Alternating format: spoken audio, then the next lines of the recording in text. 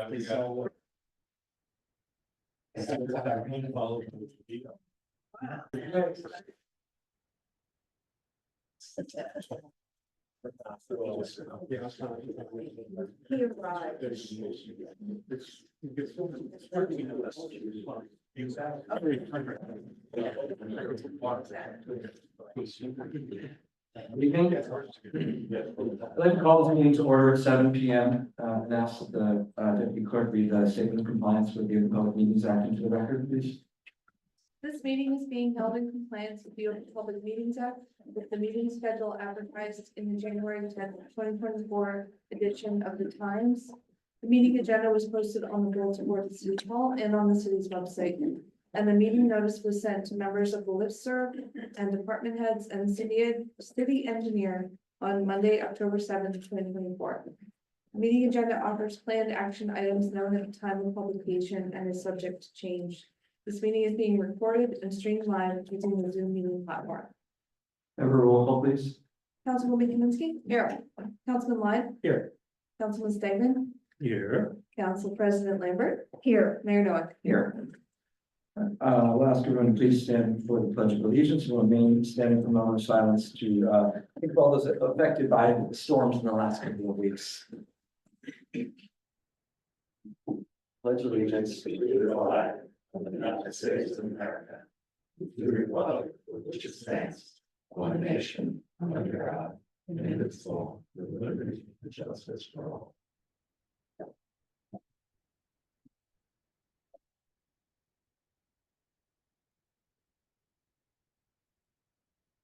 Thank you. Be seated.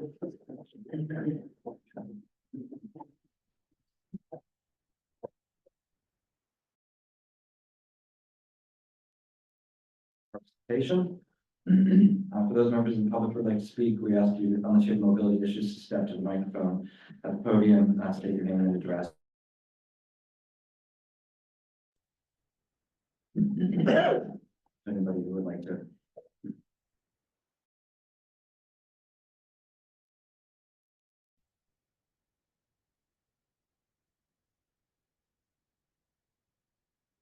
Jeff Tittle, 33 Wilson Street. And I just want to start off with the hurricane because a very good friend of mine has a restaurant. His house and his mother's house all got washed out in Nashville. And I've been helping sending stuff down to him because his restaurant had 10 feet of water and he's cooking for people in the community and keeping his, his staff working and helping feed the first responders and the others. And the reason I mention all that is we should think about all donating what we can to the different groups that are dealing with this down there.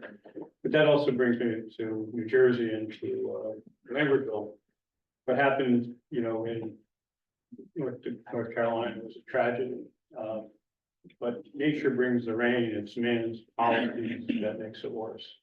And here in Lambertville and New Jersey, we really have not done a lot since Ida or Sandy or any of the other floods to really deal with the problem of storms that are happening more and more frequently.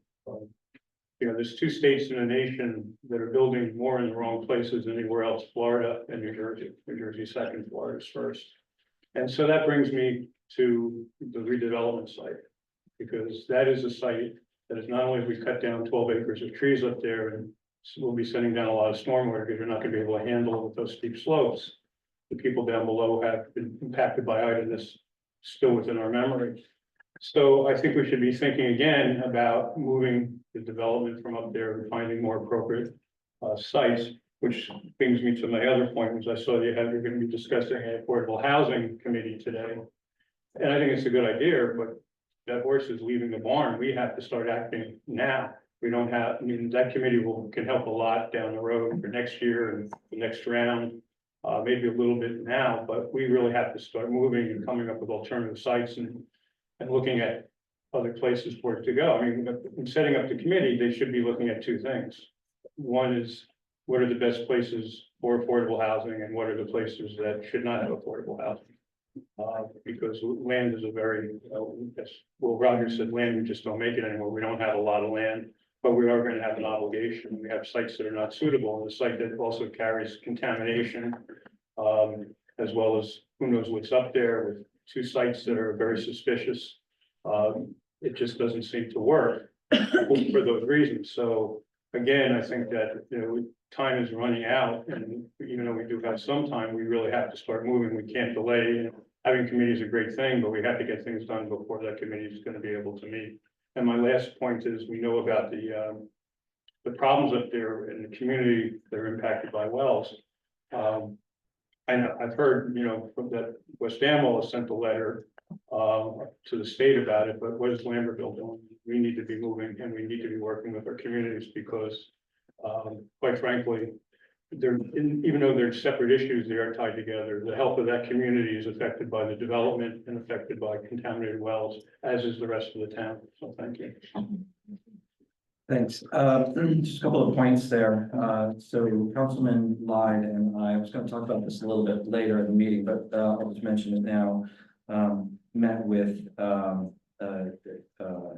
our planners and our affordable housing attorney on October 3rd. We had a long meeting with them, checked in, we asked about basically everything that are we doing everything we can be doing. We had a number of conversations about potential projects. I don't know if you want to flesh that out a little bit, but I felt good about the meeting, and I felt good about the conversation, I don't have anything to add. I would just say I agree with Jeff. I don't think this is gonna do too much presently. Sorry, thank you. I agree with you, Jeff. I don't think this committee is gonna address this current situation, but I think the hope is obviously, we have the fourth round coming. We need to be on top of that, and we need to look for areas, as you said, that are suitable and ones that are not. So that's part of what this committee is going to do. And just one point that I think was important that came out of the meeting for me from the attorney was that, that what we have to solve for now are the 5 affordable units, the rental units at the police station site, right? As part of that, as part of the settlement agreement for that. The affordable housing attorney, Kelly Grant, said if we have to go back and renegotiate, it's quite possible that 5 is going to turn into 7 or 8 or whatever, right? So we just kind of need to bear that in mind as well. Every time we have to go back to the court, we're asking for something different. I would just add one thing about that real quick. That was a surprise to me, just with what the attorney was saying, that maybe our obligation might go up a little. So I think clearly what we need to do is go back to them and, renegotiate all of this. Yeah, and I just wanted to add about the police station too, is that, well, the reason why too it can increase is because of the bonuses, if we were gonna be taking those bonuses. But I don't think that it's punitive in that we didn't want to have to relocate our police department and spend money and do all these things. I mean, so just to characterize it, a little bit more correctly. And I do think, and that I have confidence that I think we can find, the numbers, that we'd be able to work diligently and find the numbers that we need, particularly too, without, going back to the police station, I didn't think it was, a choice for us the whole idea of Mount Laurel is not for a municipality to be, expending, funds to, and do all these machinations to create affordable housing. I just wanted to add, not to drone on at the beginning of the meetings, that, I spoke to, the colonel at the Legion, who also talked to me a little bit about veterans housing and some of the, resources that are available. And, I happen to do some work for a municipality that is doing some veterans housing. I've been looking into it, and the speaker, there's some going in South Amboy. So there's a lot of, some different options out there for smaller projects and, Accessory. yeah. And also I think another resource that we do have here in the community is Community Investment Strategies that runs Heritage Village, which is a very well-known and affordable housing builder in the state. And she has started a nonprofit that provides services at these buildings as well, for seniors, and deals with some food insecurity. So, we can learn a lot from some of the folks that are right here. And in regards to wells, I do have some updates on that as well. So I have been in touch with David Haynes, who's the Assistant Commissioner for Contaminated Site Remediation and Redevelopment. he did respond to my email, asking for a source investigation. And I've sent out, I believe I sent out an email to a number of people in the community about that. They will conduct a source investigation at some point, but they have a lot of issues across the state, so he wasn't willing to commit to the time. And this afternoon, I did hear back from Greg Roslowski, who is with the community relations coordinator, and working with him and the mayor of West Amwell to set up a meeting, a virtual meeting that'll probably happen either the week of November 25th or the first week of December. I'm hoping it's the first week of December because the week of 25th is Thanksgiving week. To coordinate an online meeting in the evening where the representatives from the DEP will be available to answer questions, offer some perspective or some information about PFAS in wells, and then have a Q&A session. So we are working on that, and as soon as I have that date firmed up, it'll be open to both municipalities, and residents will be welcome to join. As soon as I have that date, I'll certainly send it to all the residents on Connaught Hill. And Mayor Kelly will advise residents of West Amwell on that. So we are working through some of these things, and it'll be good that the DEP will hold a meeting for people who have questions or concerns. Please. Hi, Jennifer Jones, Virginia Hancock Street. I'm just curious, is there a deadline for the decision to be made about the Lammerville High School development? Like, I just don't know if this can just drag on for, not forever, but I just curious if there's a date, that's all. There isn't. Okay. Yeah, there isn't. The court adjudicator is still going back and forth with some questions. So I don't have a realistic idea of how long this is going to go on. Thanks. Sure.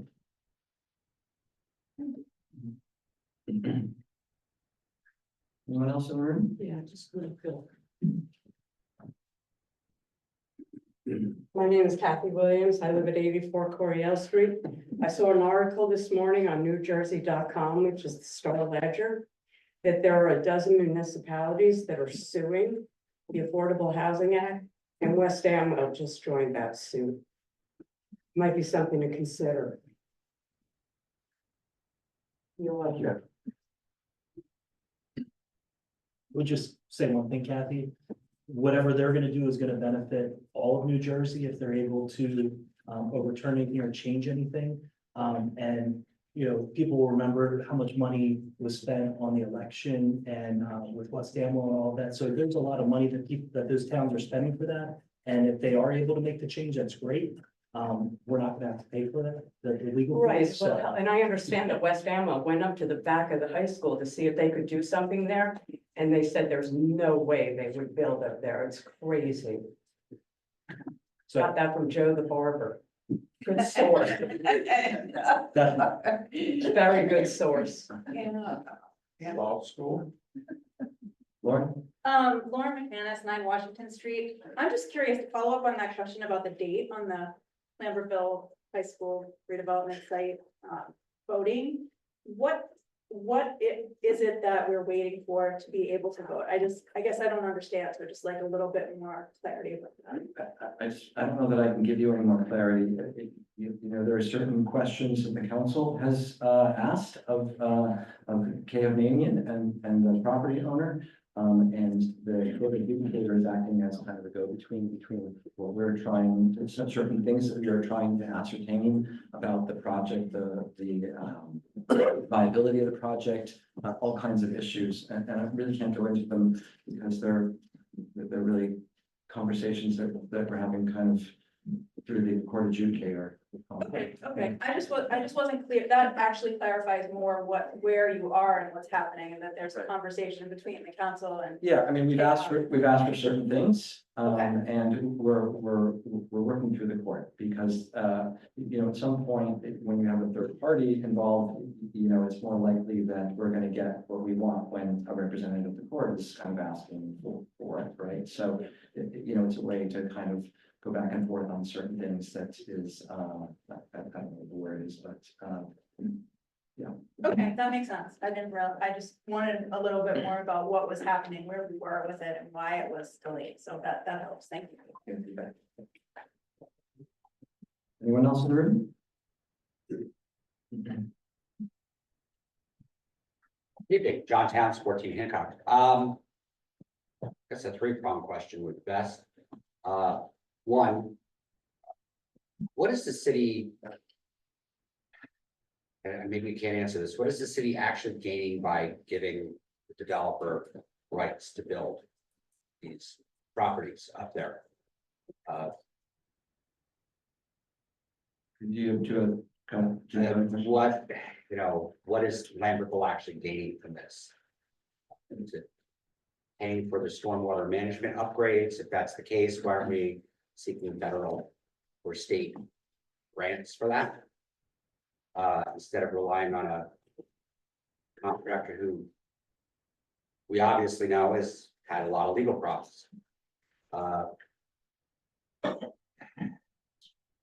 Again, the council can't answer the question because you're not actually there yet, but I really would encourage that if a vote does come up at some point in the next 6 to 8 months until the issue of conditions on that hill being addressed, I certainly hope you guys would stand up enough to make a motion to table said decision until all those issues are resolved. I don't know. It's frustrating up on our hill. We don't really have a great grasp of everything. I know you guys are giving us a lot of information, but it also gets very convoluted. Especially must be the lower oxygen level up there, I guess. Or the one down here. Right. I think you got better options. Much cooler and breezier out there. And third, I don't know if the city can give out a total number of positives, both the primary test and the secondary tests for PFAS up there, but if we could have that information relayed, that would be great. Just move from there with it. So, thank you. Sure. What does the city gain? That's a big question. And I'm sure we could all answer it in different ways. I think fundamentally the city, with the development up there, the city gains affordable housing. For me, I've said this all along, that's the thing that I think for me is kind of the biggest gain. The city also gains, obviously new residents and a new tax base, and it also gains more people and even more, potentially more infrastructure. So, there's a lot. I don't really want to answer that question beyond saying that for me, and the council's obviously welcome to speak about this, the city would gain some.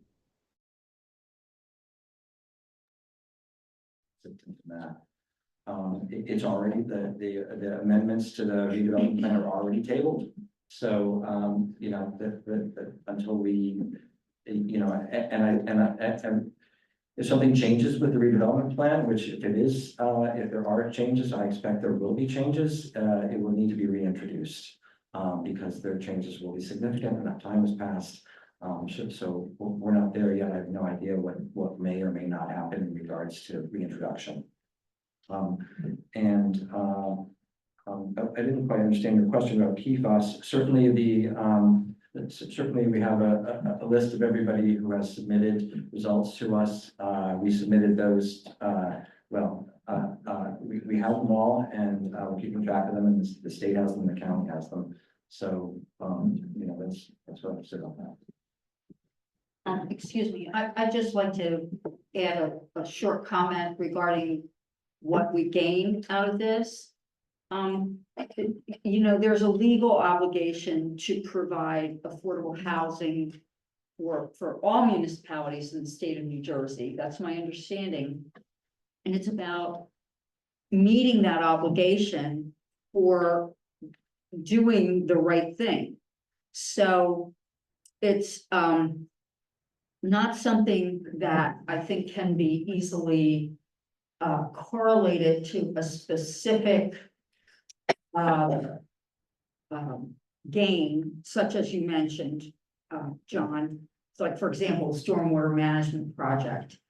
It's more about the community benefiting as a whole by broadening our ability to have people of varied income levels being able to live in our community. And that's on the one hand, that's the altruistic side. But there is a legal obligation that if we don't meet that or attempt to meet it, we could find ourselves in other areas that would cost us money. And we don't really want to go down that road either. So there's sort of two different factors here. Thank you. I think that was a very good point. And if I can add, there's, there's a big concern. My concern is that whatever happens on the hill in that redevelopment zone, to recognize and minimize the downside of building that density on that hill. And I'm not satisfied with anything that I've heard at this point that addresses that. I hope we can, in the near future, address the downside of clearing that site, of them clearing that site. And that's it's safe. It's not only for the safety of the people who are going to be living on the hill, if it gets approved, it's the safety of people who are living downside of the hill. So, that's all in my mind. I mean, I agree with everything that's been said about how important fair share housing is and how it adds that it broadens the community as far as residents go, and which I don't disagree with. I do disagree with putting the rest of the city at an unknown risk, and I don't have all the information right now to make a good decision. And I don't know, we're all working towards that, so we're comfortable with what's going on, but at this point now, we're still early on in the what ifs on this project.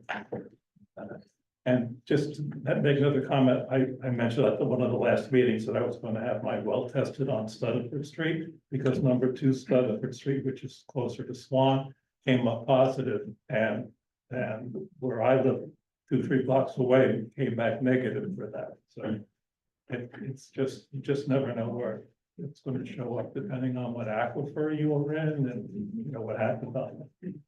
But around you. And I think also, I think it's an important point, and one I could have maybe said to maybe Lauren, when you talk about we're working together, and the things that we are asking of the court adjudicator, we are unanimous on. So we may have different viewpoints at different times, but the 5 of us are working in tandem, working together to come up with what we think are appropriate next steps in terms of the process. So, I think that's also something to point to make. And it's all based in the well-being of the community, and so anyway, please go ahead, Paul.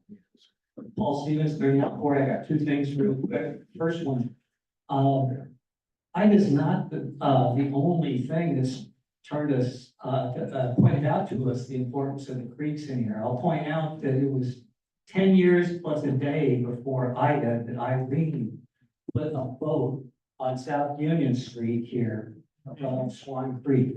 Okay, so we have to really be careful about this. Everybody talks about Ida being a freak storm. Like I say, 10 years plus a day before.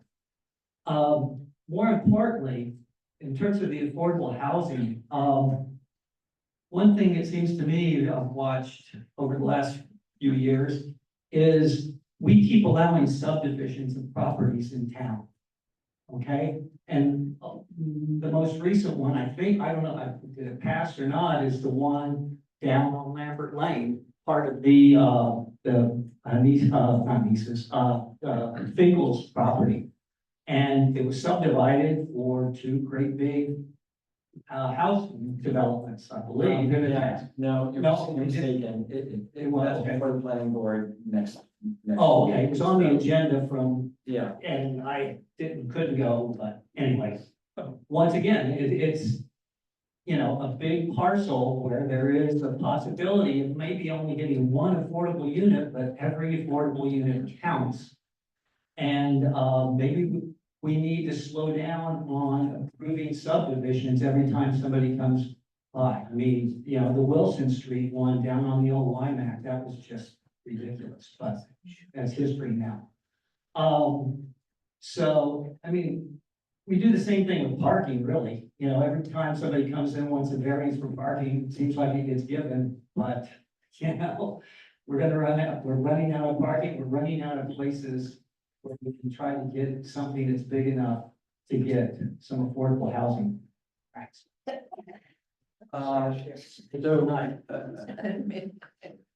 That timing.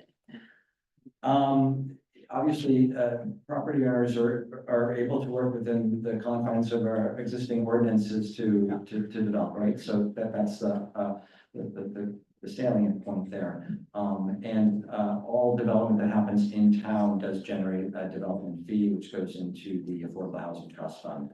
So that's based on the value of the assessed value of the finished product.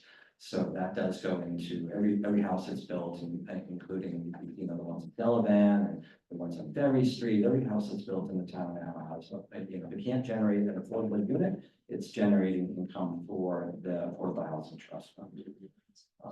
It's been. Hi, Beth O'Brien, 2 Hancock Street. Thank you very much, Mayor Miller, for letting us know about the connection between West Amwell and Lambertville, and the DEP. I'm looking forward to that meeting when it gets scheduled. An update for my home. I submitted my spill fund application this week and sent it certified mail. It's a very complicated and certified process. And one of my concerns is finding out and uncovering what is the source of this contamination. And I'm wondering if there would still be a similar type of official certified type of application with the DEP in order to get, like, is there, because I had to document everything just to get my well approved, so the spill fund would even consider it. I would imagine the DEP would also have a series of steps and measures that need to be sort of like documented along the way to find the source of this contamination. So I'm just wondering, was it the same? So I touched on that, and I'm happy just to read this email I just forwarded from Assistant Commissioner Haynes. You know, he notes that staff from his program evaluated potable well data in the area. I followed up with a question about that because I didn't know what the data originated, but I haven't heard back. And he mentions the range in this data set, and then kind of what the standards are. And he says, as such, an unknown source investigation is needed in the area to try to identify the origin of these PFAS. Unfortunately, we have a list of cases that require source investigations and are targeting areas with higher levels of PFAS detected in potable wells. So this is really the DEP kind of prioritizing. And what is the role of the person that you said that? He is the Assistant Commissioner for Contaminated Site Remediation. So he's and everybody else I've talked to said, if you've got him, you know, if you're communicating with him, he's the person that you should be communicating with. So just the personal emails back and forth, there's no. Well, they're officially does. Okay, that's true. Right, You're yeah, content. so yeah, I mean, a lot of these things just happen through emails, and you know, Mayor Callie sent a formal letter, and I just sent an email the next day, and this is the response that I got. I don't know what response Mayor Callie may have gotten, but I have communicated with Mayor Callie, and we are sort of working together now to make this meeting happen. So Would you stress how important it is to find yeah, ease of, Yeah, so yeah, I well, won't sleep at night? yeah, they have all the testing and you know. And, you know, yeah, and I concur, and it's really great that, the mayor sent the letter, he actually had an attorney send a letter, which I thought was great, attorney, I know. And, I think that if the department drags its feet, that it's certainly incumbent upon us to ask them that we would like to have the investigation sooner than later. I know that they have a lot going on, but we can get in that queue. We should get in that queue. And that's an important thing to press on them, in these times of, over the transom emails and, there isn't as much give and take. So So I wanna as say- much as my well is contaminated, not to the level of some of the other people in my neighborhood. In talking to the people at Garden State Labs, there are 2 houses on our hill that have the amount of PFAS they have never seen in all their years of testing. It's so high. Right. And that is scary. Are those 2 houses next to each other? One's in West Amwell and one's One's in in- Lambertville. They're Yeah. they're not close to each other. Yeah, I know. I'm glad you're aware. Right, the mayor, had sent some of that to DEP, and we sent some of that to DEP, I believe, with the mapping and the locations.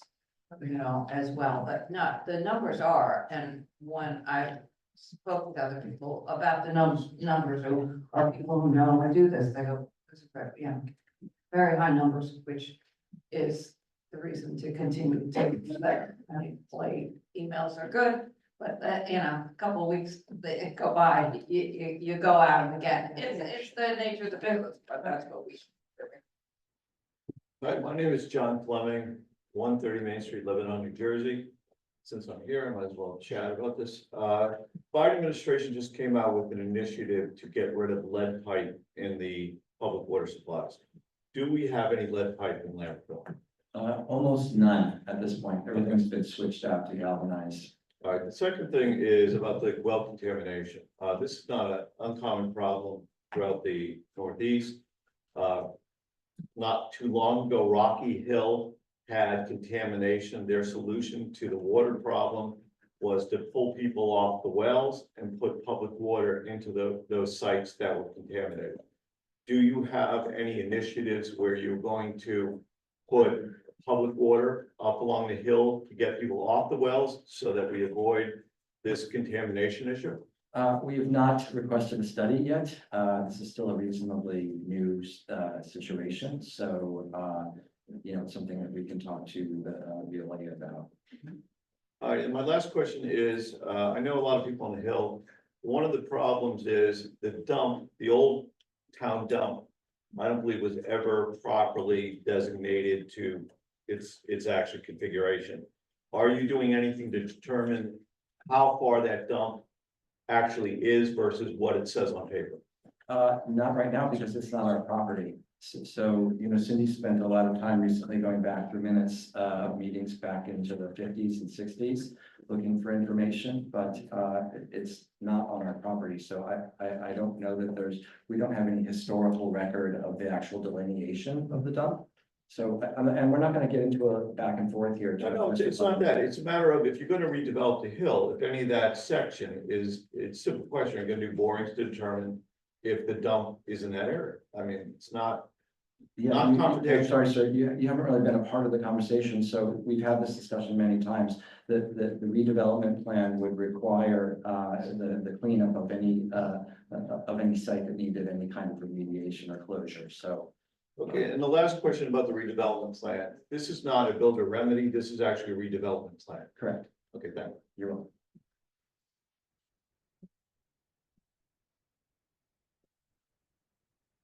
Sandy Hanna, 249 South Franklin Street.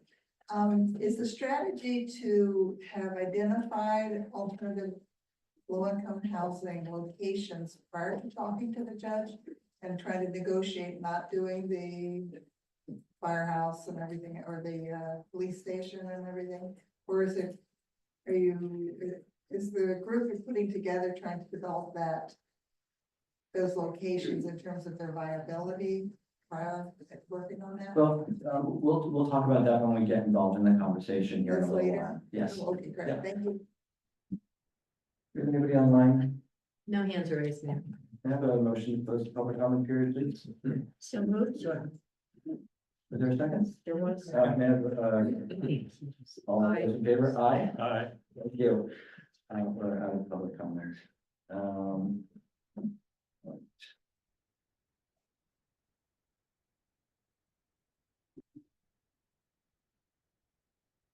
first resolution, this evening is resolution number 139-2024. So the resolution to authorize the purchase of an Odra MT4H mechanical dual broom sweeper through ESCJ Cooperative bid number ESTNJ 23/24 trucks class 4 through 8 from Sanitation Services Corporation, an amount not to exceed $286,732. So we bonded for a new street sweeper. We bonded $300,000. Department of Public Works has looked at several different models, including a new Pelican, which is what the city currently has with the three-wheel street sweeper. And in the end, the recommendations for this particular one, which is a four-wheeled street sweeper, it's it's determined that it's just a piece of equipment that is probably easier to maintain over the long run. And it's also about $40,000 less expensive than the next than the Pelican. So we worked on this. Thank you to Cindy and Lester for their help on kind of getting this where I feel comfortable. And I wanted to see if there were any questions from the council about this.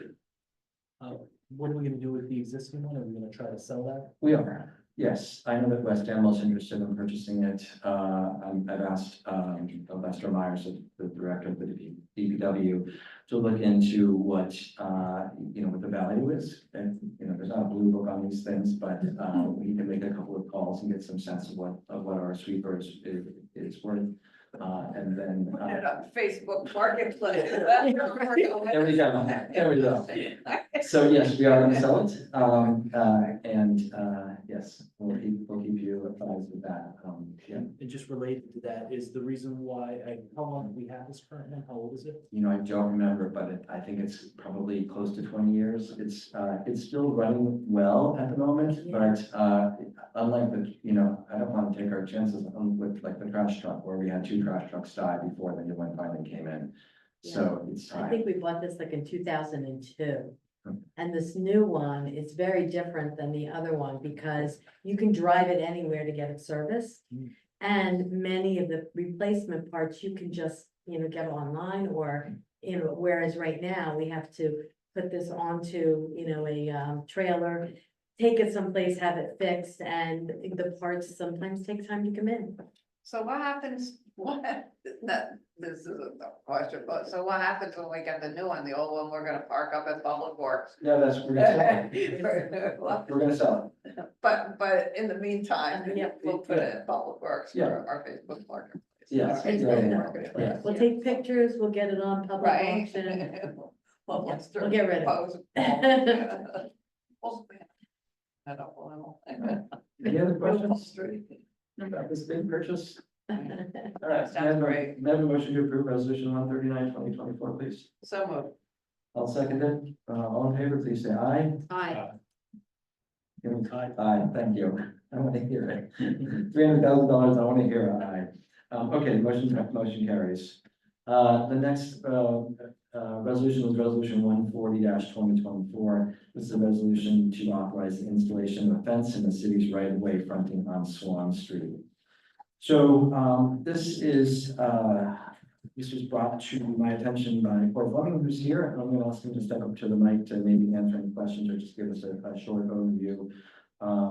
Corey owns the property on 518 with his wife, Tracy, and their 3 children, and wants to construct a fence in the right of way, kind of at where Swan Street, running parallel to Swan Street down by Stutterford Street. So you've looked at the resolution, we've had some conversations. This is a fence that would be proposed, as I said, in the right of way. And the reason why it's before the city council is because that's what needs the city council in this instance would be the authorizing agent, the approving agent for this. This is not a zoning board or a planning board issue. We come to the city council. Just for the edification of the public, the fence is approximately 50 feet long, 44 feet along Swan Street, the proposed fence. Constructed pickets. There are currently posts in place that need to be cut down, and there's a return on the fence that's about 6 feet long and goes back to another fence or the property line. So, or you just want to take a couple minutes and talk a little bit about why you're interested in doing this and what the thinking is? Yeah, so Corey Fleming, it's 95 Brunswick Ave is the front of my address. It's between 518 and Swan. So I started the project. This was a repurposed fence, which fell during Ida. I had the fence. I've been working with the city. We've been slowly for the last 3 years trying to address all of the issues that were caused from the flooding in that area. You know, the city has been good. There's been a curb added to that section, but there's still a ton of water that runs off of the top of the property. This is just to bolster that area. Again, that's where everything's coming down the hill, debris, large things came down. Also, I mean, it is the city right away. It's on my property. There's safety issues with the hill. There's no way I can put a fence up as where the right of way exists, because there's a drop down with a rock wall, which is city infrastructure. I can't build on top of that. I can't build below because it wouldn't help my issue of people potentially trespassing and falling or you know, some sort of injury taking place in the property. So those are my main issues. There's quality of life issues, obviously, that fences would bring. Also with my 3 small children, that's where our bus stop is. Any way to keep them off the road and secure behind that until they can get that kind of pickup. We're planning up there and all that kind of stuff. So those are the reasons for my project. Okay. Questions from the council? I just had one question. I think it's a good improvement. Just looking at one of the photos that was submitted, the fence isn't up yet, but there's a stop sign at the end. You think the fence is gonna block view of the stop sign? No, it's gonna be low. It's not gonna block the stop sign. It's not gonna block any view of the street. There's a 2-foot offset. And I mean, I can speak to aesthetics, but I mean, when it's all done, it'll have plantings and stuff, you know, flowers. It'll look good for, Yeah, my concern was only the stop sign. I think you- yeah, no visual issues with that. It's a straight way through there, so. No, you have a difficult property and I'm fully, you know, I'm okay with this. I think that it'll be helpful and it's fine, you know, right away. Yeah, I'm also supportive of this. I just have a question about, kind of a dumb question, but like, what would happen with snow removal? Where does the snow go? It won't be any, I mean, it's possible when they're plowing the snow. They can come up on the curb. There's a curb line. 2-foot section there, rest against the fence. That they can stack it up? Yeah, 100%. And again, it's 44 feet street side, and then there's a big gap in between, and a little parking area next to it. And so the fence is a stockade fence, so it's a closed picket fence. There's not going to be openings. It's not No, what you imagine is a traditional, what I see is, what I have is a picket fence where there's spacing between the pickets. Right, where you stagger everything, pick it. I mean, I have that ability, but, no, I'm just right next to each other. And can you describe the height?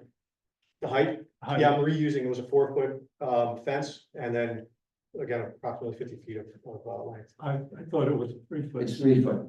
3 foot is foot's what the zoning, was, since it wasn't, I was asking for a 4-foot. If that's an issue, it can be 3 foot. Oh, yeah, I'm sorry, I missed that completely. So Yeah. I think that I propose this as a 3-foot fence to the council. As a 3-foot fence. Okay. But now, From the street. 3 feet high. Yeah, from the street though, so we'll go down a foot on the other side. So like, you know, your street, you've got the curbing, 3 feet from the curbing now. Yeah, from the That's top, what it's yeah, from the top of the Yes. curb, yes, that's Yeah. right, yeah. Yeah. Top of the curb, yeah. is that even the return, is that 3 feet? The return, like the We section have that the goes- parallel one, the 42-foot area Yeah, is 3 feet. What about that? everything. What would be about 3 the feet. 6-foot area? That'd be 3 feet, everything would match. Everything would be 3 feet.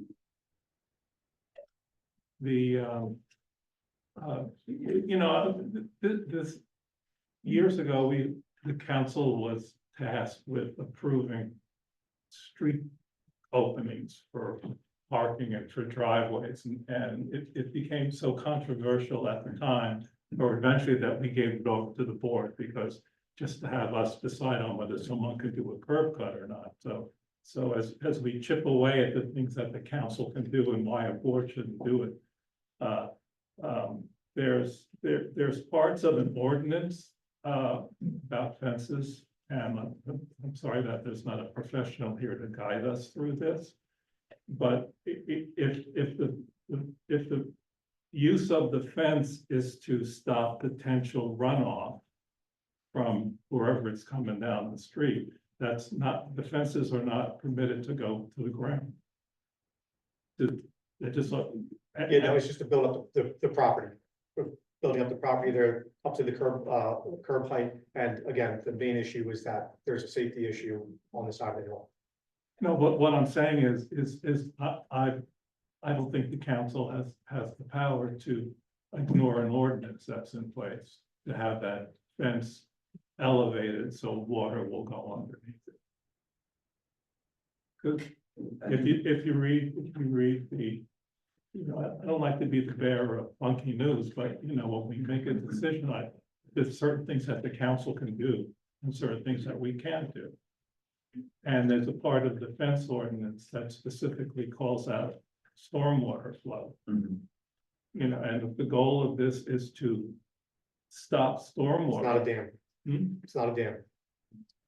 So will I think it's more like debris and stuff too that you were talking about. So Right. it's not necessarily Right. the water, it's the Right. debris. Yeah, just trash and objects and everything flying down the hill. So will the bottom of the fence be slightly above ground level? Yeah. Okay.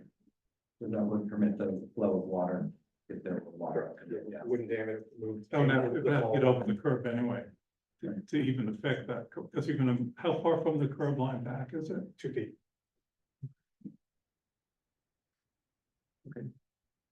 Any other questions from the council? So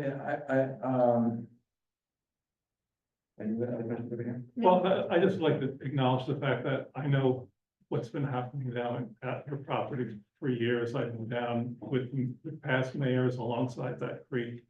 You know, it passed since it washed away, and I understand you also have fences along, or you had fences along that for security if kids falling in the creek. So, you know, it's, as we start to wrestle stormwater management, I think there's going to be exceptions to the rules. And if this is going to improve your safety and the safety of your house and from runoff, then, you know, at this point, we don't have anything to substitute it with. So, you know, we'll, you know, I was hoping that the curb would answer your question, but would solve your problem, and I think that was, you know, I had asked the mayor if we can talk to our professionals about this before we give, we don't have their input here to help us make a decision about, you know, what the impact of something like this would be, and would it solve your problem? And, you know, I feel badly for, now that we're involved with stormwater management, I would not vote on this until I heard our engineer who has been dealing with stormwater management to weigh in on a solution to help you solve the problem. And I feel strongly about that. I mean, I don't want to say no, but I would rather, at this point, but I would rather have input from the person who is writing and rewriting our stormwater management board. That's currently under, you know, public review, to have him come up, take a look, hear your concerns, and see how we can dovetail that into what we're doing citywide. So I'm not comfortable voting yes, and it's not personal, don't get me wrong. It's like I would feel, I'm not an engineer, I'm not a designer. I'm not, don't have the experience or the professional knowledge to make that decision here tonight. And that's why I'm personally, if it comes to a vote tonight, I think you're pretty sure that there's the people are going to agree with what you want to do, but I'm not going to vote for it. Okay, thank you. Are there any other questions, or? I would just note that the resolution gives the city the right to remove it within 90 days, so we could address those issues down the road if we have it and still let you put it up now, so I'm okay with moving forward with it. I sincerely doubt that will ever happen. Well, Just If we adopt the resolution, I would ask, Mr. Fleming to just sign a statement saying that, as part of the resolution, but we would just draw something very simple to that effect as well. Yeah. So, when I think about where the proposed fence will be, I agree, when you walk up or you walk down the hill, you've got to cross at the crosswalk and you really run into a dead end somewhere, and I can understand the desire for a fence. And let me say I'm sympathetic. I live on the hill too, and I get my basement flooded on a regular basis from no stormwater management further up the hill. So I understand where you're coming from. But my point is, I don't feel comfortable making a decision without an engineer weighing in. I feel comfortable making a decision. Did I say so? No, you may not. There's no public participation until later on in the meeting, so no, we don't recognize the public except at the appropriate times. So is there a motion or any further discussion on this? I'll make a motion to move the resolution. Okay, let's have a roll call vote, Cindy. I'm sorry, Lindsay. Councilwoman Kaminsky, Yes. Councilman Webb, Yes. Councilman Stegman, Abstain. Council President Lippert, Yes. Mayor Nolan. Yes. Thank you for your time. Okay, moving on to resolution number 141, 2024. This resolution authorizes a contract with Bristol Environmental for paint stabilization of the Lambertville Free and Public Library in an amount not to exceed $138,000 plus hazardous waste disposal fee of $5,000. So this, I'm pleased to say, is the end result of a lot of work to find a contractor who will deal with the lead paint issue on the library. So this, if everybody remembers, this has been out to bid twice now. We submitted an RFP out twice, which then gave the city the ability to seek out individual contractors and to negotiate a price. I think this is a great price. The funding ordinance was number 04-2024. We funded $320,000 for lead paint remediation and painting of the library, as well as repointing where necessary. So if this moves forward, the company will begin to do the work in the spring. It's too late now, but I'm personally pleased with how this bid came out and where we are. So, are there questions or concerns from the council on this? Okay, hearing none. We got a bid. I know. Yeah. I'm glad we got No, it. it's awesome. Yeah. And Michael Burns, I know, really worked hard with that. Yeah. I know there were a couple rounds, so appreciate all of his time with that. Yeah, no, it's gonna look great. Yes, it is. We've got the colors now, as soon as we adopt this resolution, we can maybe start looking forward on painting, RFP, so we can just get all our. Get our paintbrushes. Get our paintbrushes lined up in a row. So may I have a motion to adopt a resolution? Just one thing too, I think the one thing that we do need to find out is whether or not the library can be open during that time. They can. Okay, so. Yeah, I've already talked to Jen Syrak. I think out of an abundance of caution, it's probably going to take a couple of weeks. It makes the most sense to close the library. So that was a good question. Thank you for asking it. Is there a motion to adopt resolution 141, 2024? Second. All those in favor, please say aye. Aye. Aye. Okay, you guys have it unanimously. Thank you. Yes, on to discussion items. Just an update on the EV charging project. I think we talked a little bit about this. I think we're really just ready to throw in the towel on it based on the high costs and the excessive amount of red tape and the complications that this is going to cost. So just wanted to make sure that was okay with everybody here on the council. We still have a bonded amount for that, which we can talk about at some point, $72,000. Which we, could either pay down or reallocate or just kind of let it there. It's part of the, or it's no longer in a note, it's part of the long-term financing. So, we've got we can think about that a little bit. Are there any questions on that? I would just add that Lindsay and I met with the BPU and they were very helpful in trying to find some additional sources of grants for us, but we were unable to do so.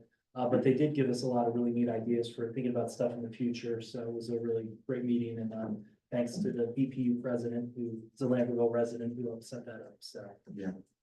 Thanks. We have some, I think Lindsay and Cindy want to talk about some proposed amendments to the short-term rental ordinance, just, get those, get on our radar. Yeah, absolutely. So Lindsay actually did a lot of work on this and you know, she's really been knee deep in it. So, this is her first, write of an ordinance. I'm gonna let her, handle it. You want this one? Yeah. Yeah, 'cause I had-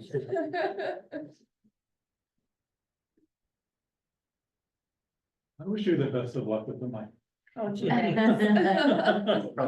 Speak loud.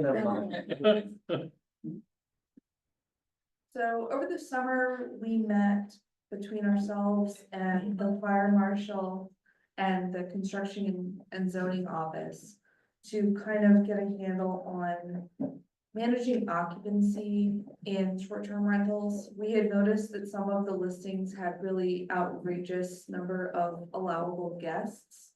And we weren't really sure how to curtail that. Both for fire hazard and safety and parking and a multitude of other reasons.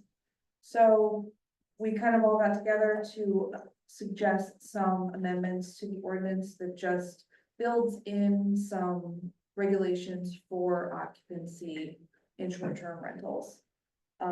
Ken, the zoning officer, helped make kind of a chart to determine the allowable occupancy based on the square footage of the rental unit. And I think that that's gonna be really helpful. So that is one of the changes, just adding that calculation. And then there are just a few other kind of small changes. We added a definition of allowable occupancy, some consequences for non-compliance, and the requirement of the submission of a floor plan for the first time application, for the first time someone's applying to rent their property short-term. I'm sorry, Lindsay, is that for just anybody new, or is this gonna be a retroactive requirement? We're gonna go retroactive, and then it will also be for any new application. Thank you. And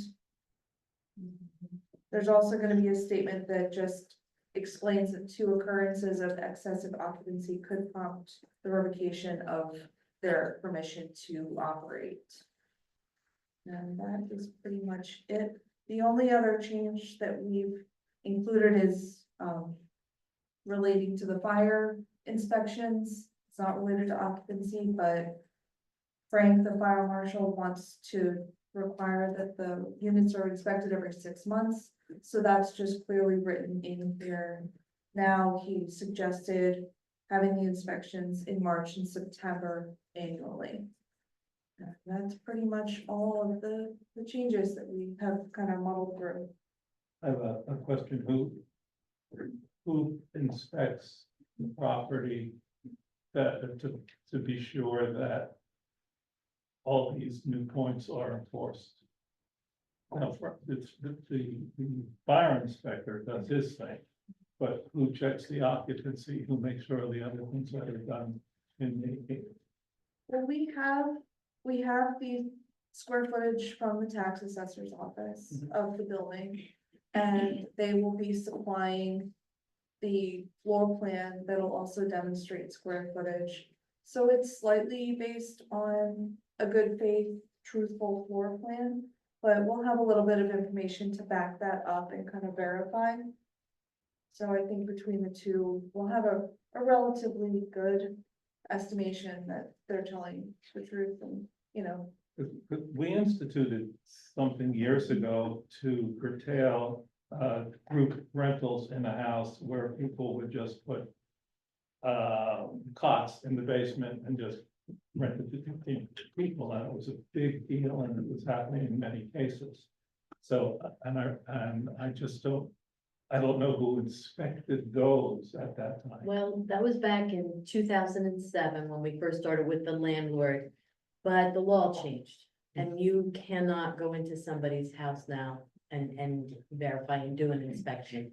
So, The unless the fire guy Fire marshal fire will, can, and. but, so Stephen, here's what we've done. This is the way we've handled it. Especially for short-term rental anyway. They file their application. I verify the application with the listing that we find on Verbo or Airbnb, and believe me, people who have the short-term rental properties are getting mad at us for doing that. They said, we have no right to do that. Sorry, but I do. And then, You're not sorry. no, I'm not sorry. And then, if it's an outrageous or it doesn't look, like it fits the application, I call them. And, I've had two property owners that I said, I asked for them to, I said, listen, I can't go with your number. And if you're not willing to go with my number, I said what we used was Ken's definition of what you could have based on the square footage of the room. I said, then you need to get an architect to certify the size of the rooms. And so they both did and came back to us, and then we came to a middle agreement based on this and what the architect submitted. The other thing too that we discussed is this, if it's a short-term rental, you should only be able to rent out the bedroom. You shouldn't say, okay, the couch. So we discounted all of that, the ordinance, it says bedroom only. So people were putting, say, oh, I have a pull-out couch, so that's how I got that number. No, that number doesn't count. Because it's not a bedroom. You're only allowed to rent out the bedroom. So I think this will address all of those concerns and let us bring it together for us. And if we find out that they are not in compliance with this, who has the rights, how does it get fixed? I believe it comes back to me. And then I'll have to, in the ordinance now, we'll have 2 occurrences of non-compliance. So I'll have to either call them and follow up, after a phone call, either follow up via email, or I send a letter confirming our conversation. So we'll have a record, and if there's 2 occurrences, then I have to take them to court. It seems like a heck of a lot of work for someone to take on. I have to tell you, this has been a heck of a lot of work. Quite personally, it seems like a lot of work and responsibility for a city clerk to have to make sure the inspections are done, do it herself, as an employee of the city, and be responsible for short-term rentals, which were such a public outcry against, and to take this, wrap it up and give it to a city clerk to administer and Who go. is also, though, the administrative officer for the city of Lambertville by code. So I wear many hats, and, if it lands in my lap, it lands in my lap. I think the key is if we are having you do that work, we have to make sure the fees that we're collecting, and that was my question was gonna be. So now that we've had the ordinance and you've done this work for, a couple months, do we need to adjust the We already fees? raised them pretty substantially last year. I'm not worried about the application fee. Right. What we may have to address is the lead paint, right? And we're working through, I think we need like 6 months more, because then we just hired this company that will help us with that. So we'll see where that falls, and we may come back to you and say, we don't need $100, or hey, now it's costing more.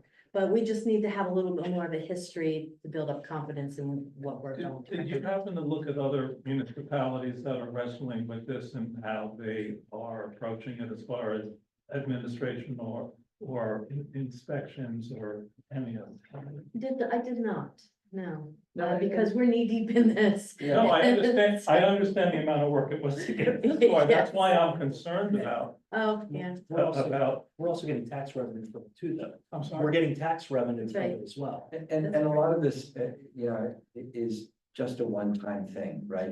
So setting the maximum occupancy is a one-time thing.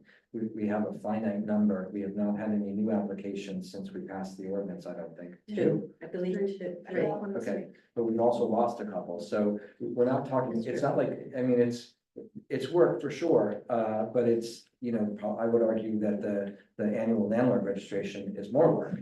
Substantially because the numbers 4 times higher or 5 times higher, whatever, right? Absolutely. So, these are just additional, I mean, and we knew that we were gonna be looking at, looking at this ordinance again at some point, just to make some Well, tweaks. and also, it took us a lot to get the base for the landlord, not short-term rental, but for the landlord. And so we're up to about 265. And that, because anyway, so we've got them now into the system. And so next year should be a lot smoother and it should be a lot easier, you know. We always say that.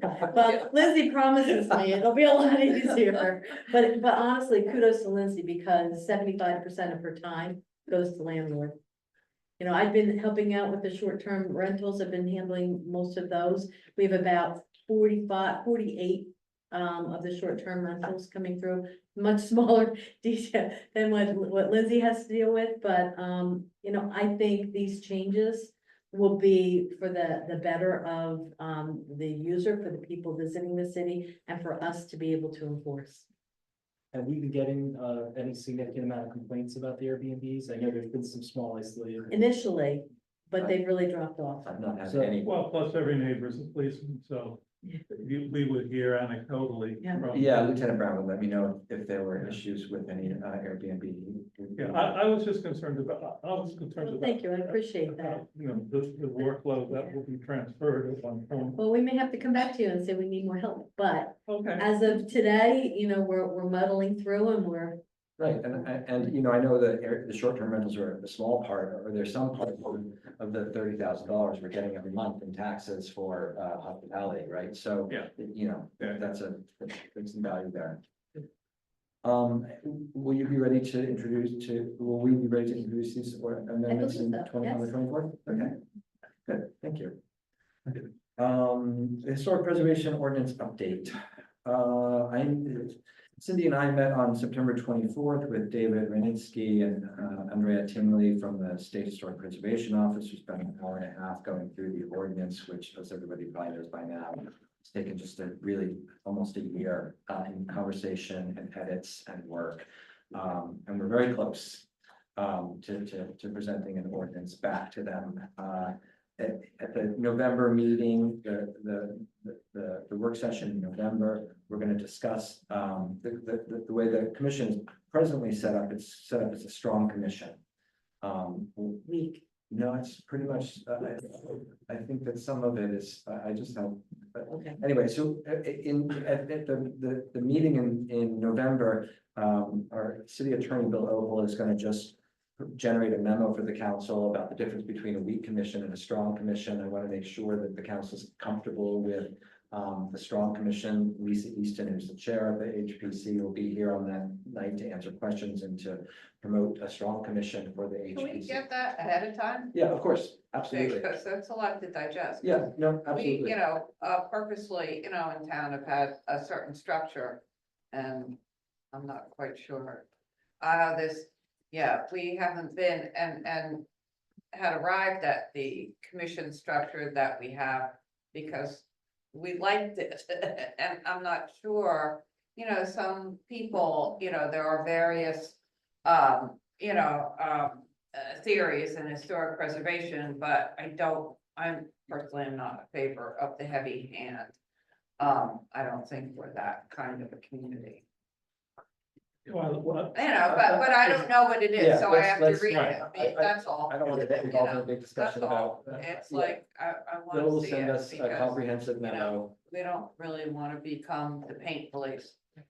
Councilwoman, the only thing I want to throw out there is during our discussion, SHPO is packing up and moving. And so they said they may not be able to get some things back to us until early January, so that. Fine. So we're not gonna be. That's fine. We're not gonna be introducing this. That's till great. later. So- Just put it out there. Yeah, we'll have Like, time to yeah, talk about it in we wanna- November, if it takes more than one meeting or two Yeah. meetings, Yeah. to It's make take sure a everybody's few. comfortable. I want to make sure the council's comfortable before we introduce the ordinance.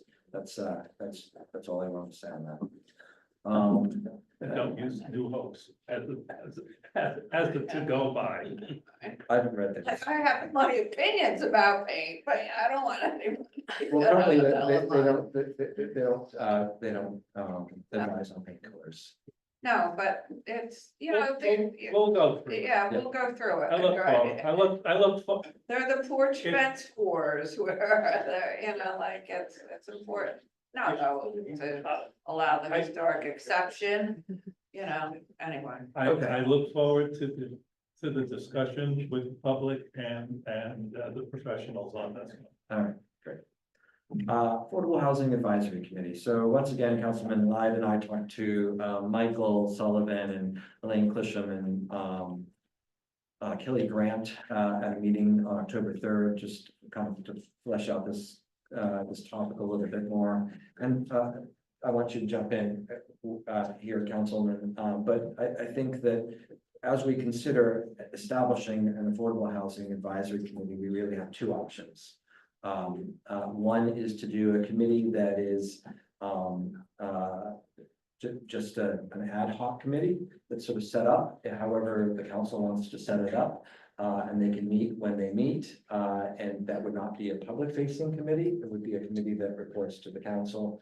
So that would be one way to do it. The second way to do it would be to create an advisory committee that is constructed under the under an ordinance that would have public meetings, public comment, all of that. So that would be the second way. I think in terms of both groups, what we've been advised, to consider would be that you have a member of your council there, you have a member of your zoning board there, you have a member of your planning board there, and you have anywhere from 2 to 4 members of the public also participating. Hopefully, at least a couple of those members have some expertise or experience or history with affordable housing matters and issues. And I know that we have a number of people in the city who have either worked as court masters or who have some professional experience or whatever. So have I missed any of the salient points there? So I wanted to sort of see if the council had a particular, one is obviously, is going to require a little bit more time to set up. We'll have to write an ordinance, have to get Bill to kind of look at it. We'll have to, talk about it a little bit more. Or, you want to just do something more ad hoc, and just see where that goes. I would just say my preference through this whole project is to try to get as much public involvement as possible. I think obviously affordable housing is a very important issue for everyone here. And so we obviously want to do that, but we also don't want to make it too big where we can't accomplish what we need. So I think it's that fine balance. I think, as I said earlier today, I don't think this is going to address the situation we have up on the Hill, but this is just sort of thinking about how we've done affordable housing in the past and, maybe missed opportunities as Bill indicated, maybe there's a different way to do this. So that's what this hope would be. So. Wait. Well, So- I think that map was so short. Thank you for. No. So if we did an ad hoc committee, how would public visibility be attained? I have to double check with Bill. I don't know that they would, what's that? I'll play Bill. Okay, you play. I don't know why ad hoc committee couldn't hold public meetings. That, Okay. I don't really see, the difference I see in it is you're codifying one and putting these requirements out. Where if you have a committee that you appoint, just like, there's we have the reliability grant or the sustainability resiliency, sorry. Yeah. And there was a meeting about it, they could have public meetings and have input. I mean, the committee isn't making any decisions, so I don't know necessarily why we would really have to do an ordinance and do a thing. I think they would have more fluidity if they were an ad hoc committee and held public meetings, there's also a lot of, when you have the ad hoc situation too, there's a lot of education for folks that are gonna serve on this, committee of having, people come in and kind of be able to really describe what you're talking about when you are talking about building affordable housing on your own and different things. And I just, I don't know, but getting an ordinance and making all these requirements seems a little cumbersome when you can have a committee that can operate. And if you have a good chair, there's some activities and, the education component, if they feel like opening it up to the whole community, fine. If not, if they educate themselves and then have a community meeting, I think that's good too, so. It just, which is sprung on Yeah. me, thinking it through, I don't, cause it's not like the environmental commission, you're always gonna deal with environment, unless you wanna have a committee by ordinance where I'm thinking like, do you want somebody to have oversight over the trust fund or over what happens to, I don't know that we need that, or we need that, I would ask Cindy and Lindsay for input on that, but that's the only reason why I would go to an ordinance, because then they would have more formal responsibilities of reviewing that and making that public. Otherwise, I think the ad hoc committee could probably be, start out with that, see how it's like, a little more fluid. We could do a lot more education and, play around with the number a little bit in that. That's my thought, I'll stop. I think the key is the transparency, and I think that's what a lot of members of the public were concerned about, that this stuff is happening behind the scene and they don't have access to it. So I think I think everyone wants transparency as much as possible. How do we, if we don't come up with some kind of system here, how do we pay the professionals to come to to a meeting of the committee? Because if it's, I'm not against it, I'm I'm not paying just. them all the time to do that. Yeah. I mean, I think some of it more is, seeing what the need is, Right. I don't think they're gonna be commanding, or having Michael or Lane or whoever's working on the number here. I think we were talking more, a little bit in my mind, maybe about pulling from the expertise that people have and have it be a little bit more free flowing. That's all. I mean, sometimes I think we get like all wrapped up in this formality and making and these rules that we kind of lose the ability to have a discussion and like make it a teachable moment back and forth. Well, my concern is how do people get educated on this committee? Are you- Can I bring you an apple? It's everybody's ideas, it's like, once you get the committee, then you get some ideas of, Well- like if we wanna build housing for.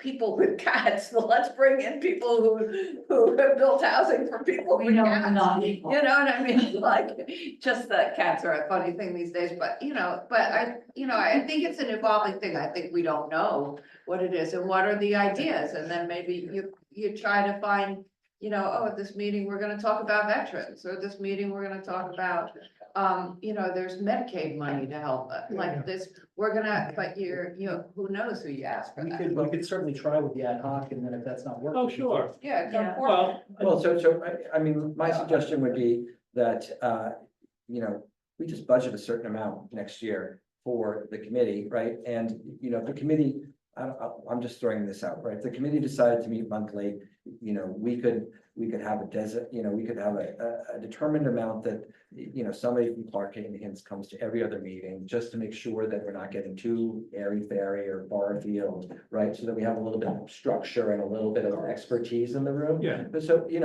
Okay. I mean, it's just a little bit of an investment, and maybe it's a quarterly thing, I don't know, but yeah. I think to your point, in terms of, at least initially, I would really want someone from, someone who's got really that expertise to sort of at least be there at the beginning, and then to check in every couple of months or every quarter, right? So. Or available for questions, Yeah. even for writing and. It's just a question of setting a number for the budget, Yeah. really, and if this is a priority for us, which I'm pretty sure it is, Yeah, that's not, okay. that's not an Well, issue. that answers my question. Thank you. I'm taking my apple back. I think, You can't. I think the ad hoc committee makes sense for a couple of reasons. first of all, it's the most expedient, right? We can get it done quicker, get it up and running quicker, not done, but up and running. And that's good, because there is some urgency around this, and the public wants to hear about it. But it also helps us kind of build a prototype for what, if we decide we need an ordinance in the future, we have this little pilot to say, oh, it's, this is how many people we should have, this is meeting frequency, these are the areas they should be discussing. It helps sort of, build out what an ordinance should look like. Because otherwise it seems like you'd be building a house without any idea of how many rooms or, what we're gonna be needing. And that's a little bit, I don't think we have that information yet. Good, yeah, it's a nice metaphor too, talking about housing. Yeah. Pretty. Just came to me. Maybe I'll make sure. All right, so, How many square feet? let's get down to brass tacks for a couple minutes. So in terms of the makeup of so it sounds like we're all okay with doing an ad hoc advisory committee for the time being, right? So, in terms of the makeup, do we all agree that we should have somebody from the planning board, somebody from the zoning board, somebody from the council, and then two to four residents? Yes, Yeah, I think that's a good start, absolutely. great.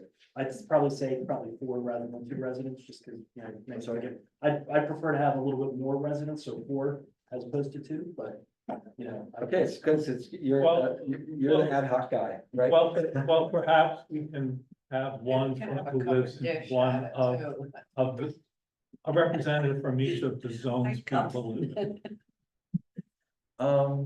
I don't know.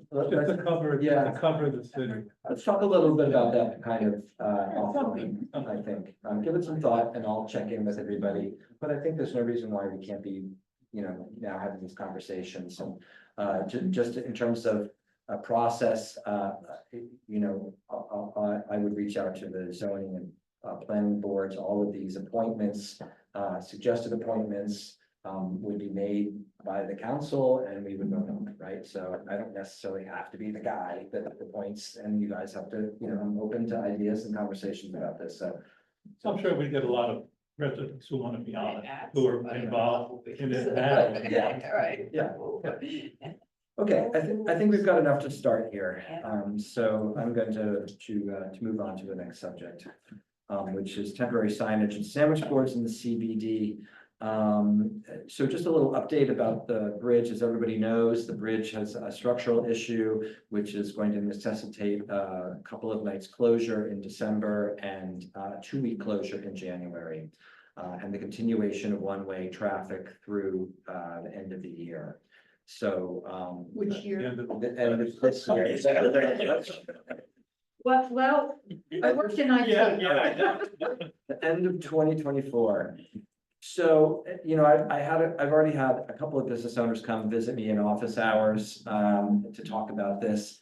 And I've met with Carolyn Gadbois from the chamber. And, we're looking for ways in which we can just bolster, the business community and support them. One of the ways that we talked about was to just, have these A-frame signs that the chamber would buy, and they would just be sort of sweet little reminders at different intersections. I would work with the chamber to make sure that they're meeting the ADA requirements in terms of sidewalk width and all of that. Just reminding people that, hey, down here in Lambert Lane, there's some great shops or galleries or whatever, right? So it's a pretty low rent idea of just making sure that people remember that you can actually turn right on Church Street if you're a pedestrian and go down and look at the shops there.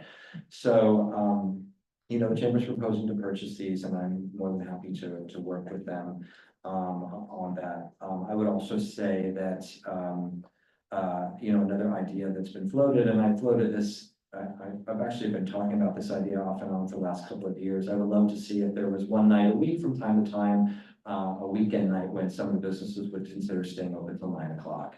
So, what I would like to do in conjunction with the chamber is maybe send out a letter to all the businesses in the Central Business District to see if they would be willing to stay open until, 8:30 or 9 o'clock on a Friday night throughout the holiday. Hopefully that might generate a little business if people are eating in restaurants and that kind of thing. And it's obviously voluntary. And it would also just be a way for us to show that we're committed to the success of the community, and maybe we need to be thinking about this in a slightly different way as a community, and maybe we lean into it, even though some shop owners may not want to do it, et cetera. So that's another idea that I have, that I'd like to sort of get out there in the community, and we'll probably just draft a letter and deliver them to all businesses and see if anybody's interested in participating.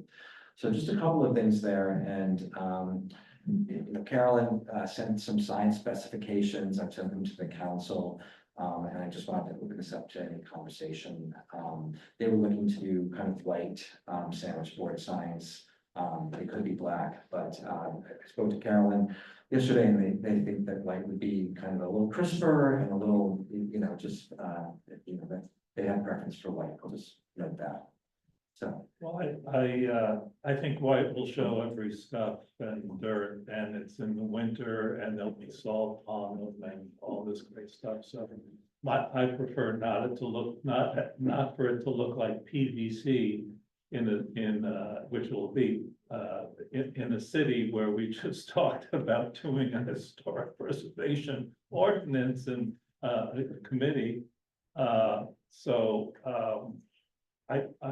would, you know, I'm all for putting them out, and it's for a limited amount of time until we can really wrestle the problem of sandwich boards throughout the city, which have been a problem for the 25 years that I've had a business here and lived here. The sandwich boards have been, you know, but that's a whole nother conversation. But, you know, I would prefer that they wouldn't be white, that's all. Just because if they're a dark color, it looks more like it's not. What the material that they're made, it's fiber, not a fiber, but it's plastic, it's like, yeah, and it opens up and it's perfect for what they want to do. I just have problems with them being white, that's. Okay. Council President? I guess I could wash them, but I don't have a preference. Well, we're gonna have to pay. So Oh, we have to pay. find a preference. Well, I'll wait to hear what everybody else says, and then I'll go along. I'm the guy who goes last, remember that, which is always occasionally advantageous.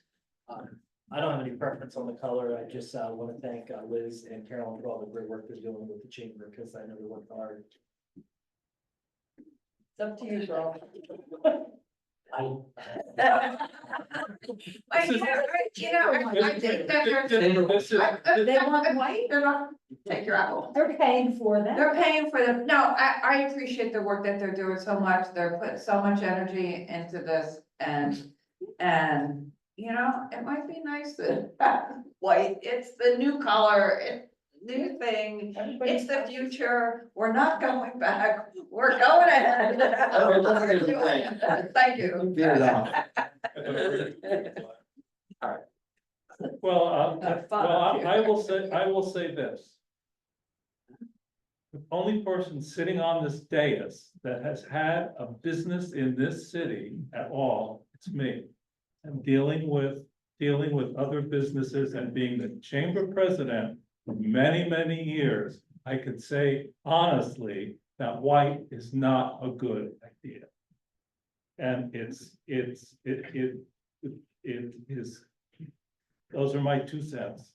And I'm batting 1,000 tonight. I can tell that. I can tell that, but as long as the Mets win, I'm fine. So here's what we're gonna do. I'm fine with it, but We're gonna do a roll call vote. We're good on the idea. We're gonna do a roll call vote on the color. We don't have a motion. Oh, yeah, somebody please make a motion to. I'm not making a motion. I'll I won't even vote. How about that? So you four can decide. You know what, I'm though, happy give us, to- the councilman, I had a white car and I've had a black car. And my black car shows the dirt more than my white car did. That's all. Right. Well, that's because you drive faster. Well, I just feel if the chamber, they are business people. And with respect to your experience and, you know, contributions to our business community, we are, you know, these people also run businesses today. And I don't know, this is what they want. Yeah. Well, let me just say this, the thing that they want is heads on beds and butts in chairs and cash and money in their cash register. I don't think the focus of the business community in general do the right thing. But if we're going to try to sell this city or promote this city as a historical city, then we have to be very cognizant of how we do that. And I think how we do that is when we do something, it should have some kind of historical. Reason I said black is because wrought iron's black. There's wrought iron fences in this town, you know, and wooden fences and all this kind of stuff. But if we have an image that we want to propose, it should reflect the historic nature of this town. And I don't think that in this particular case, that eight or nine white collapsible sandwich boards add to the historic nature of the street furniture that this is becoming. We worked with the chamber. I was involved when we put up the directional signage on the poles that are there. There's and that's why they're not white. That's why, that when the street signs went up on the lighting poles go up, on the newer ones, we asked that they be black and not white or aluminum. The streets, the route signs that you see Bridge Street or off of Bridge Street, the background, except for one, is not DOT green. It's cranberry to reflect the historic nature of the city, and that's and the DOT did that for they did it because that's what Trenton did in their historic district. So all of these little things keep chipping away the historic nature of the city, and that's where I'm coming from. Whatever, I'm not against putting things on the sidewalk. I think it's a great idea, especially during this time period. But I'm not for the beach chair that winds up in the little park where the Christmas tree is every summer. That doesn't reflect the city at all. So I think we have to be careful when we make our decisions about what the visual impact is and what we're trying to do. And that's my 2 cents for the day.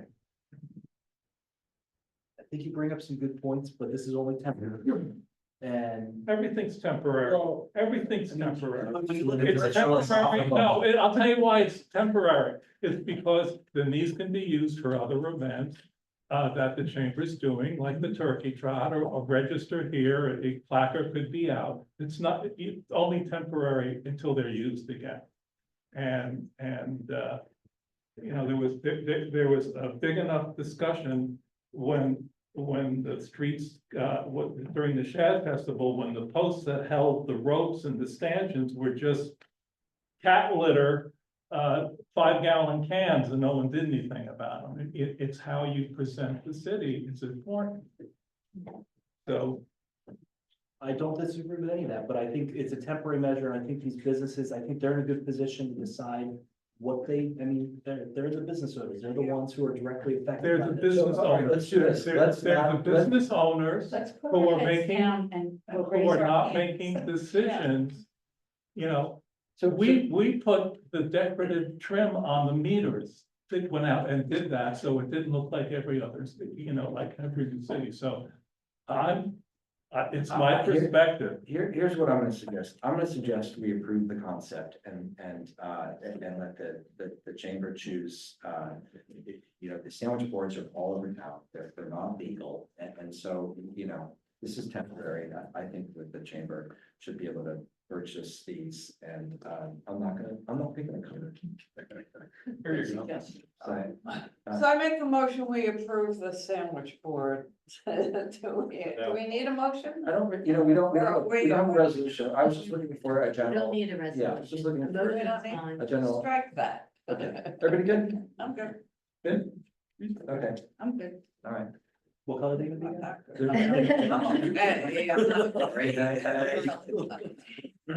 Boy. It's like all town government. We're all temporary. We're all temporary, yes. Some days I wish I were more temporary than others. All right, moving on, best practice inventory. This is resolution number 142-2024. The resolution to approve the best practice inventory and authorize the city clerk and the CMFO to submit it to the state of New Jersey. So every year we look at our practices. It's actually a fairly arduous. The city spends a lot of time reviewing best practices throughout the city and various departments, safety, basically kind of everything. The way this works is the higher your score, the more aid you get, state aid. So the goal here is always to have at least a 35. And that will qualify the municipality for its complete percentage of state aid. So we got a 45 this year, which we'll be submitting.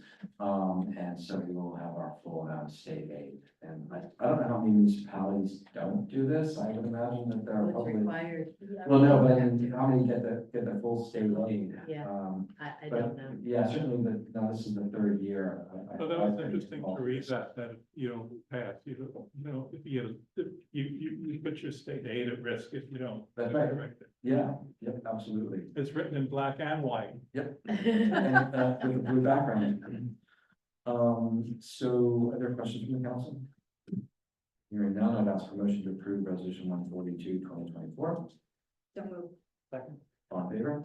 Aye. Aye. Thank you, motion carries. We have our first ordinance reading tonight. This is an ordinance 21-2024. It's an ordinance to amend the Lambertville City Code 2014, Chapter 2, Article 9, Department of Health, Welfare and Housing, Social Services and Public Assistance. The state, Lambertville has been, I think, an anomaly for some time now in terms of its a department that has a general assistance that maintains a general assistance program. I think that there were only a handful left in the state too, and we were one of them. The state is now requiring us to move this over to the county. So the general assistance program will be handled by the county starting on November 1st. And so we need to adopt this ordinance in order to dissolve the general assistance program here. So the city will handle November 1st, but technically November 1st will be issued October 31st, and then everything has to go to the county. So, Yeah, and the Bambi will remain with the city until the end of the year. So any transition, any kind of questions or administrative stuff relating to any of the files or the finances or anything like that. So we're going to introduce this tonight, and unless there are any questions from the council, if we don't introduce it, well, let's just move right to the introduction. Is there somebody who's willing to offer a motion to introduce this ordinance? Can I ask a Yeah, question? absolutely. I'm sorry. Yeah, Council President. so it's more about the function. I mean, I don't think we really have a choice about this because it's a requirement of the state. So, we have to support it. But my question is just about, the general assistance, resource. Will there be, do we anticipate a need to extend her services into 2025 for any reason? We do not. There will be there'll be nothing offered, the city will have nothing to offer. I mean, everybody has to go to the county, it's gonna have to go to the county offices. and don't forget, we have Fisherman's Mark too, who has worked with Bambi for years. As much as we hate to see this go to the county, I think that once it goes, Bambi will be here to help with the transition through the end of the year and bridge any gap that we might have. And then what she'll also do is work with department heads so that we know the best place to send people when they come in. But 3 months will have. It's not a lot of time to transition a function like this. It's pretty short. It's really just 60 days, right? And I have my doubts as to whether or not this will be buttoned up by December 31st. And then I'm not sure, what we would be doing. I think there'd be a lot of scrambling and, I don't know, it just, be nice to have a resource that we have access to that could help us if we got in jam, that's all. Yeah, I have a question too about, the Pearl, Trust, like, will all that stay with the city? So, no, I mean, this is a conversation I think that we should probably have offline. I mean, I've had a little bit of a conversation with Bill about the Pearl Trust. So, there is a private trust in the city that, that is maintained by a group of trustees, but it's not associated with the city at all. And, so, there are some questions and concerns about, there has been some crossover in terms of access to trustees, who may work in City Hall, but we need to talk to the city attorney about this. It's a private trust. And so, I've expressed some questions and some concerns about the running what is essentially a private trust out of a municipal city hall.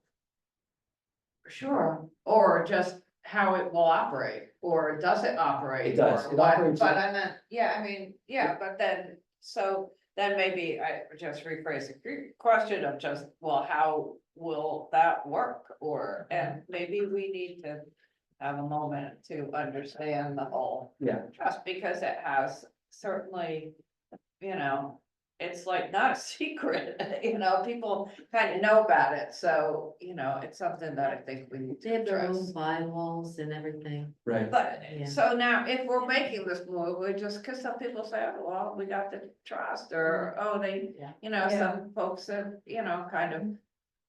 I always got the impression, that it was like this backstop, and so. It is, How's and that the gonna Pearl Trust has Right. taken good care of residents, and they made, certainly they paid for permits for work done after Ida, so it's been an incredibly generous organization, trust. Right. But, I don't really want to talk about this right now. I think it's more appropriate to kind of talk about Well, it. With I'm Bill. sorry, I don't have a question about the Pearl Trust, but what about the city's emergency fund? How will that be?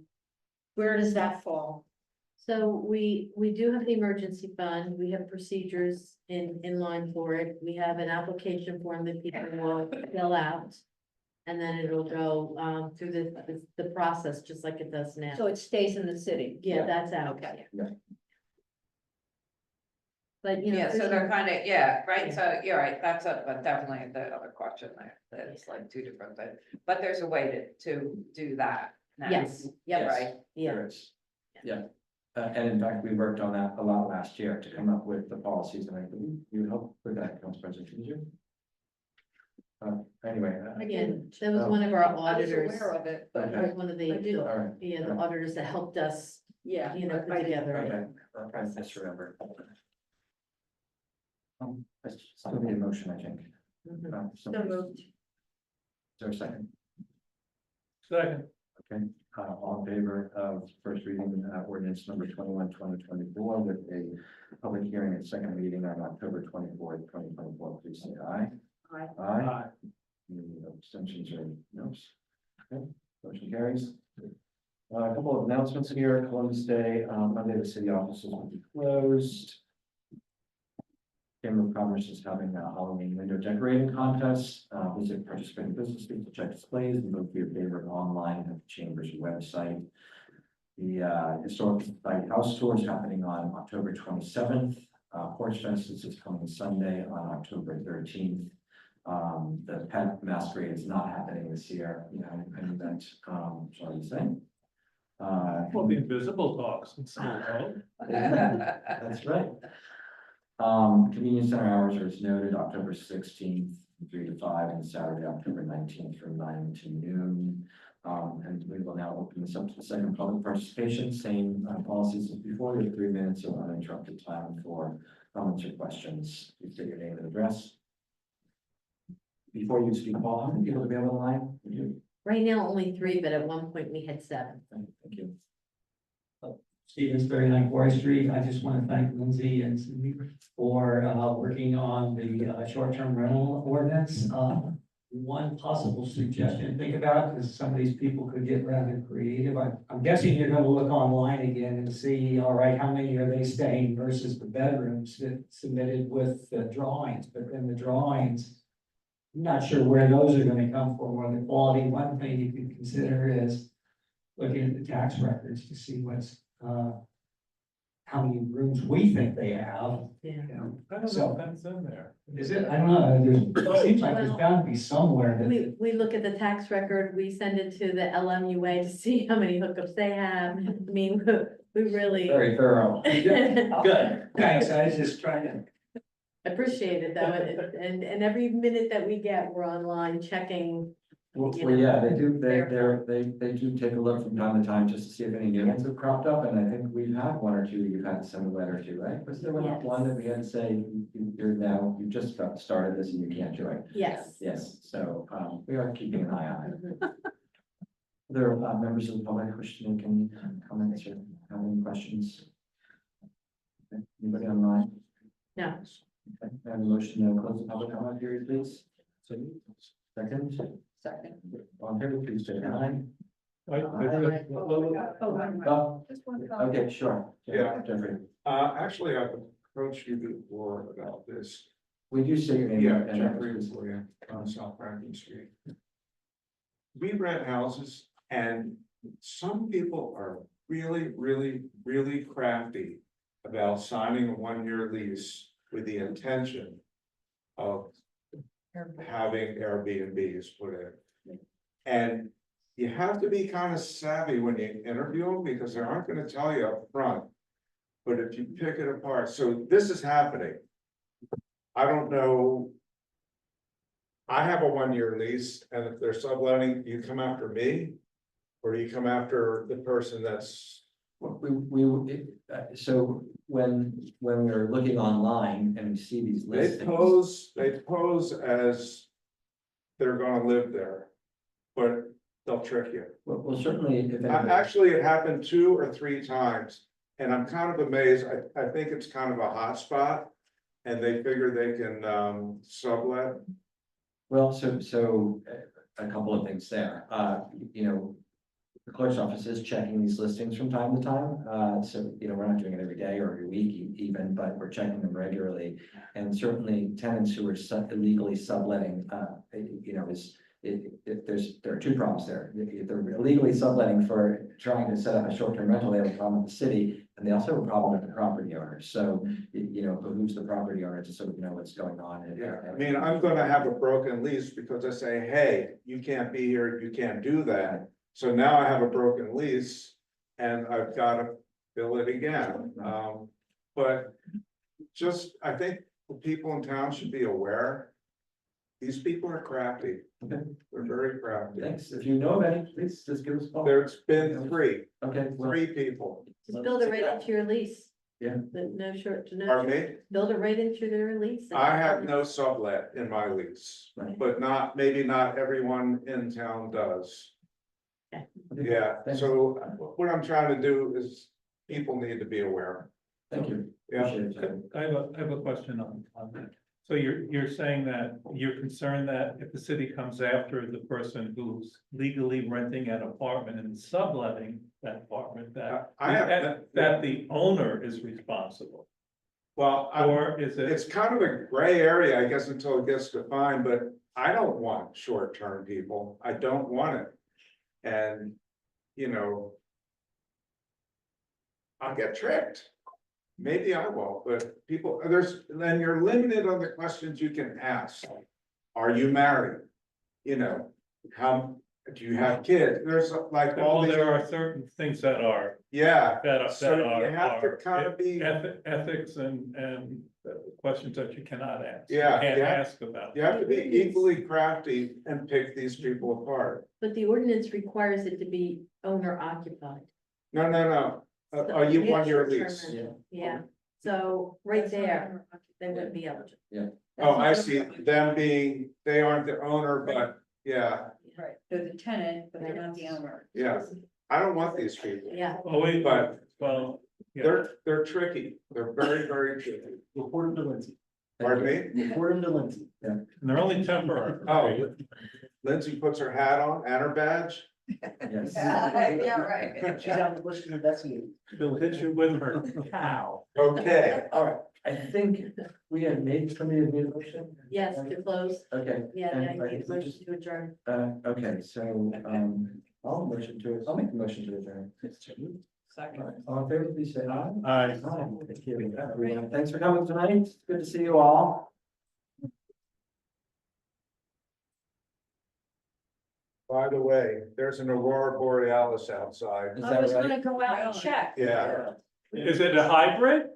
We have to go up, we have to look that way. north. My friend posted pictures from New Hope, her sky was magenta. Yeah. Oh, I'm going I'll go to my room. My room. We go out here to the. We have old laundry.